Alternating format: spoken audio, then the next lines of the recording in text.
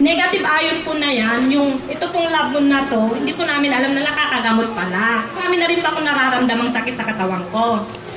Ako po yung marami nang naiinom na gamot eh. Lahat ko na po na yata ng gamot.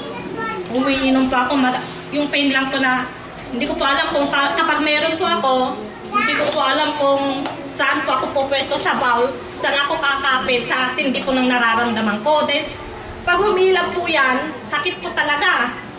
Hindi ko po sabi kong ganun lahat ng Diyos ko, saan ba, paano natin bang kakapitan ko?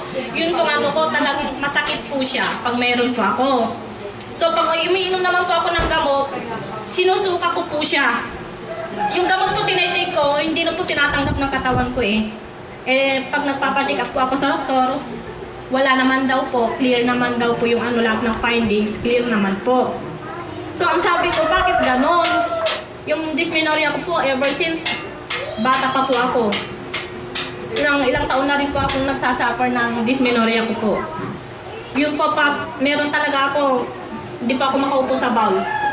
Nung gumamit po ako nito, continuous ko po ang gamit, wala po akong naramdamang sakit. Hindi po naramdaman na meron po ako. Na parang feeling ko po talaga kaya-kaya kong dalhin kasi pag meron po ako, hindi po ako makalabas ng bahay dahil nga po masakit. Tapos, lagi nagsusuka, pupunta ako sa doktor. Tapos po nung gumamit po ako nito, itong Labmon, na po, parang bumalik po sa, ewan ko, hindi ko maramdaman kung meron ako o wala. Kasi feeling ko, parang wala pero meron po ako, hindi ko po maramdaman yung sakit.